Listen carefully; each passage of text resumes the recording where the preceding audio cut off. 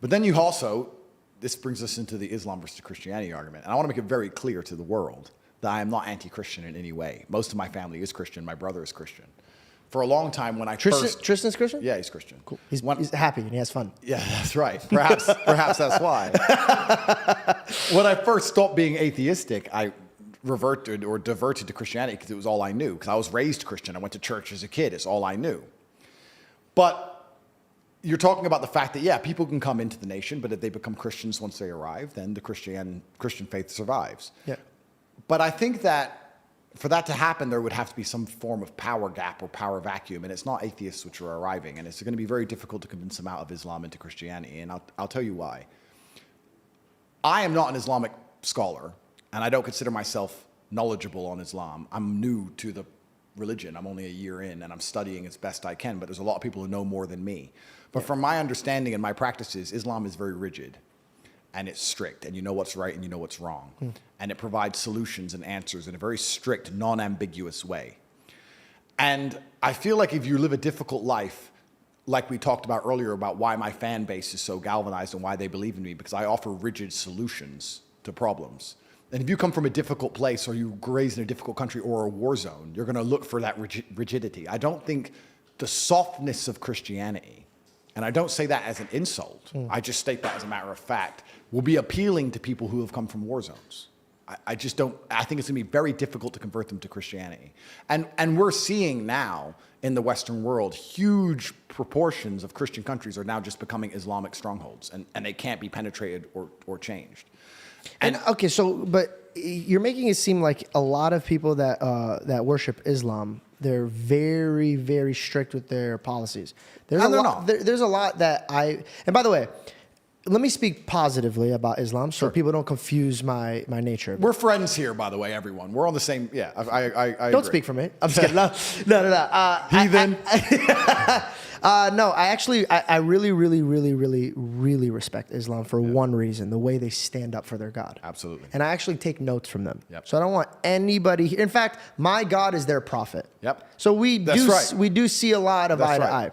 We just don't see the final destination of who God is. Correct. But I definitely respect anybody in their faith. And I think I'd rather you have faith in a God than you have no faith in God at all. Agreed. So we're on the same playing field. Yeah.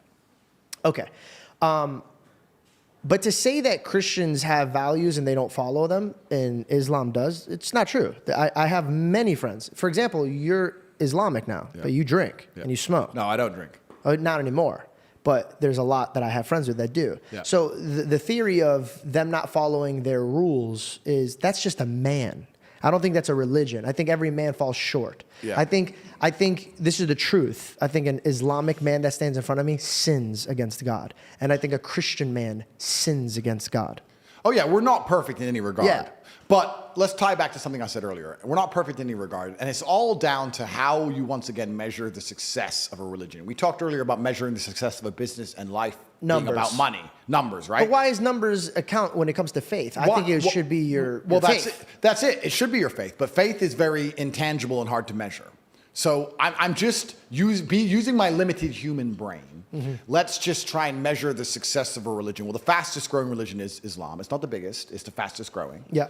I think if you were to look at the insanity of the West, I think Islam opposes it hardest in regards to the pure insanity that is being inflicted upon and bestowed upon children in the West. I think Islam I want to say opposes it something, a hardest. compliment for them. What I do appreciate is that they don't let you cross bounds, right? So, for example, when they were making a mockery of my Lord and Savior, I didn't see Christians trying to tear down these movies, and I didn't see Christians trying to, hey, that's not okay, or blah, blah, blah, right?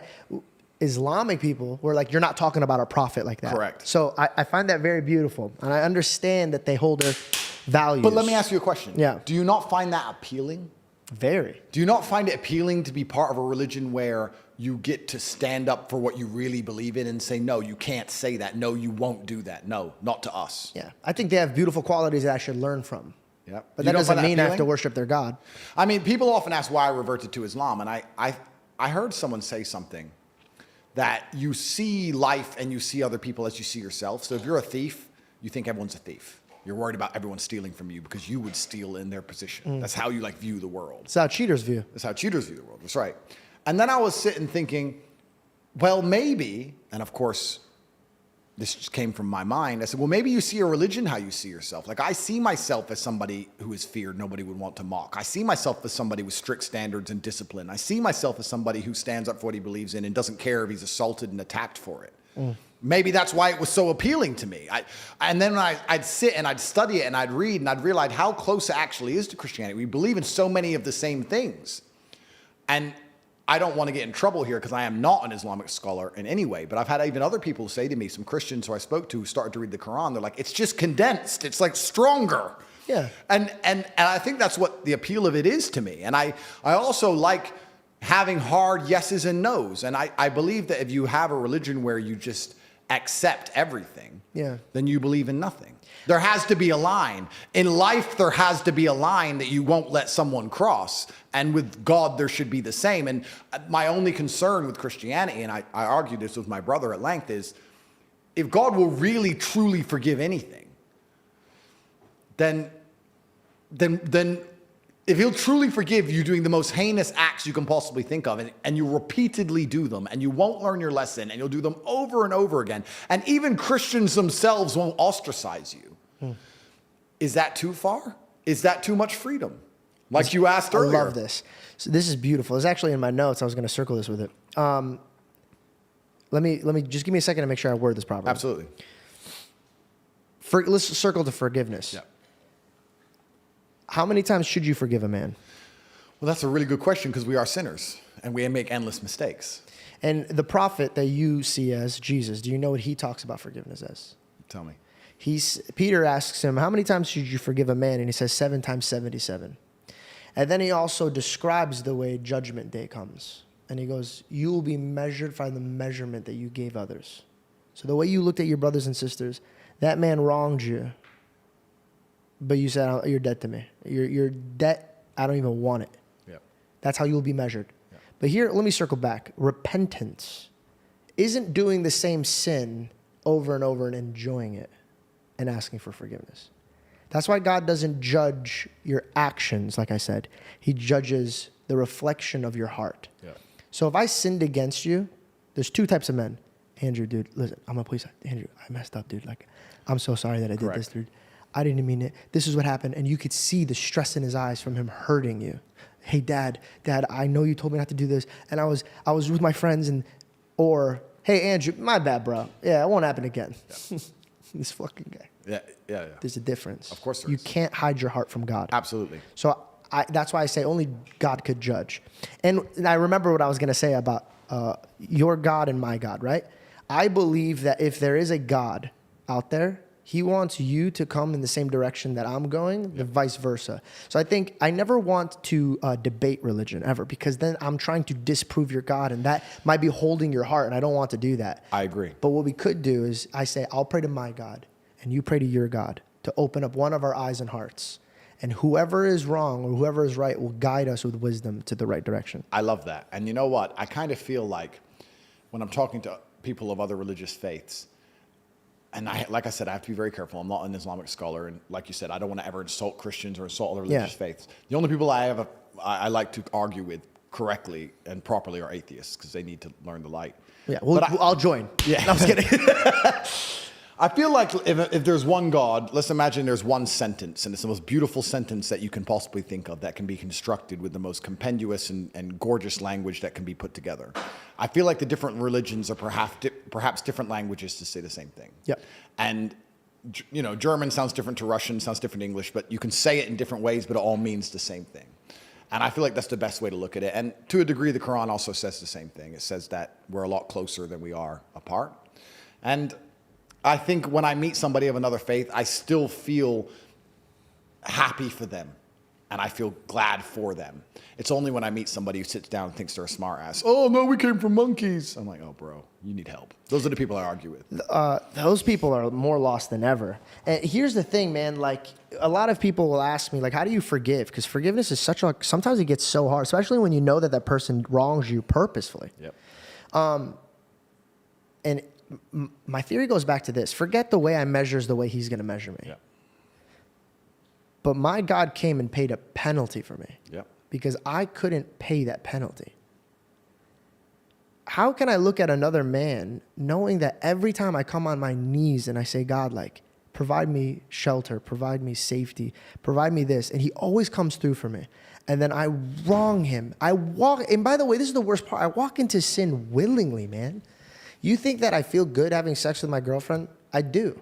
That's besides the point. I had to say I do because I do. I felt like I was gonna lie. And she's watching. I have great time having sex, but afterwards it haunts me because we're not married. Yeah. Okay, that was a bad example. Let me take that out because but you know what? No, that's true because I walk into that, right? I walk into sin. That was my choice. I walked into it. Yeah. But God knows my heart. He knows what I'm dealing with. He knows my steps. Yeah. He hovers me because I ask him to go before me. So he's making the path for me. Now, people, when they see me talk about God, they make it seem like I'm so holier than thou and I don't make mistakes. No, the beautiful part is I am an endless bucket of mistakes. We all are. But how gracious is God to be like, I get it, man. And I think the way we get out of sin and the blessings that are given to us, like you are blessed. But do you know why you were blessed? Because you were given the privilege of wisdom. Yeah. There's another top G somewhere else. Same body, same brain, same everything. Yeah. But he didn't have that wisdom, and wisdom was given to you. Proverbs in the Bible was a king, and he could have asked anything from God. And he goes, I just want wisdom. How does God give wisdom to you? How does he give wisdom to me? First, you got to seek and you shall find. Knock and the door shall be open, right? So it's like, what are you asking for? For example, when I asked God to be in this meeting, right? I don't go, hey, God, please make sure I have a great podcast and I kill it and I get views. Yeah. No, I go, God, hey, let me stir up a conversation that wakes up somebody's heart. But for me to do that, I need to be prepared. Yeah. So prepare me to be a man that could talk against a man who's very diligent with his tongue. I wasn't prepared for this. God made me prepared for this. So when I ask God for things, I don't get lazy with my prayers. I don't go, hey, God, make me a rich, famous man. No, how do you get there? If God was sitting at this table and we're going to try to conquer this world in a healthy way, how are we going to do it?